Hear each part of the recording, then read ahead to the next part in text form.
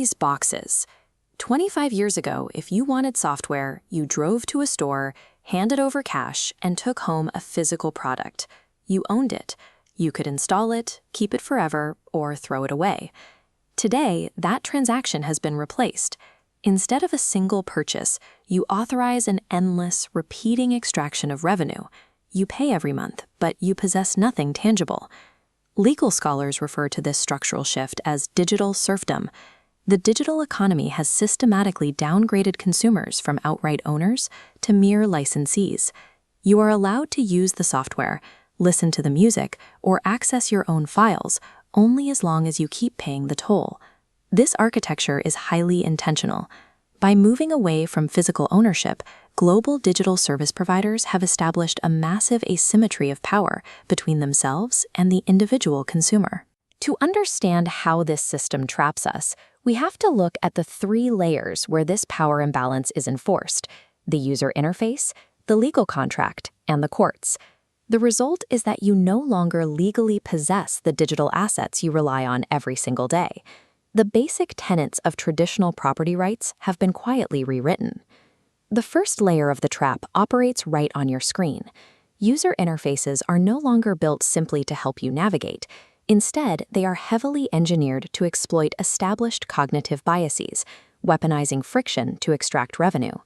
In 2023, the U.S. Federal Trade Commission filed a massive enforcement action against Amazon, ending in a $2.5 billion settlement. The core issue was how the platform manipulated millions into auto-renewing Prime subscriptions. Internal executives called their cancellation process the Iliad flow. This flowchart shows the logic. Signing up is a frictionless, one-click pathway. But canceling forces users into a maze of warnings.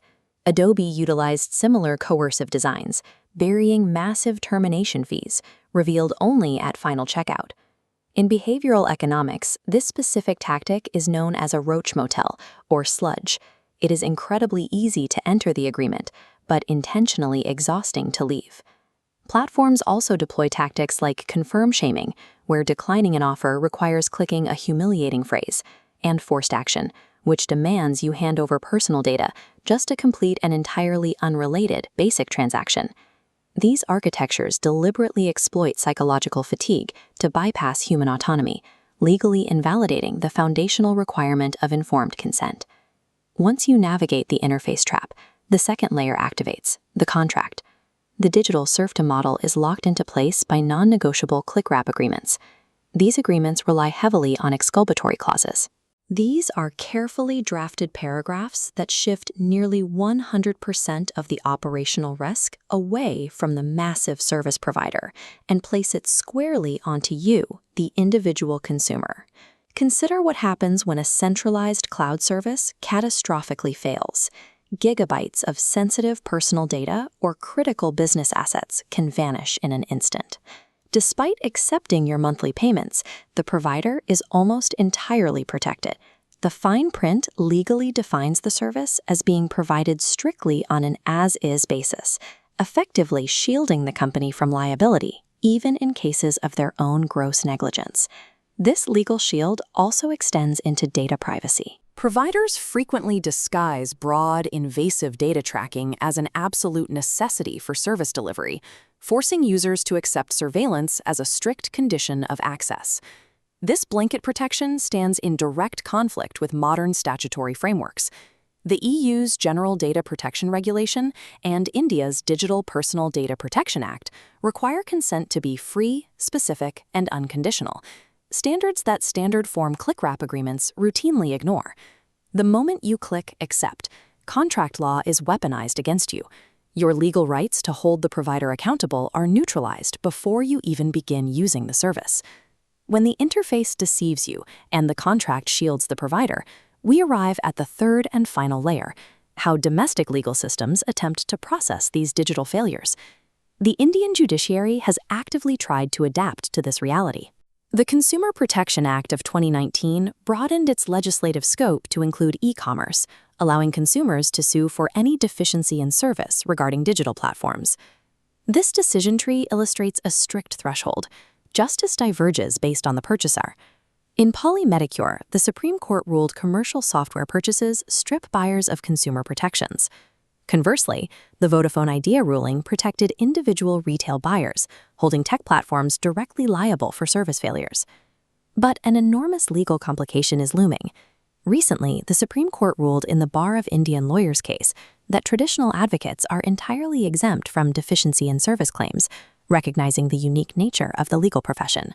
As artificial intelligence rapidly takes over highly specialized professional tasks, like algorithmic financial planning or telehealth diagnostics, the courts will have to decide if these autonomous cloud systems deserve that same professional immunity.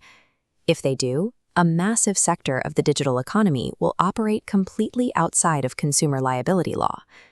Ultimately, the physical courtroom is failing to keep pace. Traditional justice relies on geographic boundaries, slow procedural rules, and human clerks, a system structurally incompatible with the volume and speed of borderless digital commerce. This creates a severe economic chilling effect.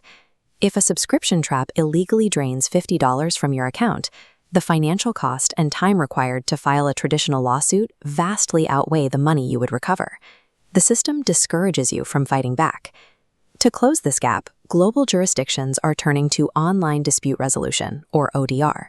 By using digital communication, algorithmic evaluation, and remote mediation, ODR bypasses the physical courtroom entirely to handle high-volume, cross-border disputes. The data shows this approach is viable. In India, the government's e-Jagriti portal digitized the grievance process and successfully disposed of over 127,000 cases, allowing even non-resident Indians to navigate the justice system entirely remotely. There is one glaring limitation. Right now, these ODR systems rely heavily on the voluntary cooperation of the massive transnational corporations who built the traps in the first place. Voluntary guidelines will not fix an architecture engineered to exploit. To permanently dismantle the trap of continuity, lawmakers must mandate cross-jurisdictional algorithmic dispute resolution and enforce strict liability on the digital gatekeepers. Without that intervention, we remain securely locked in digital serfdom.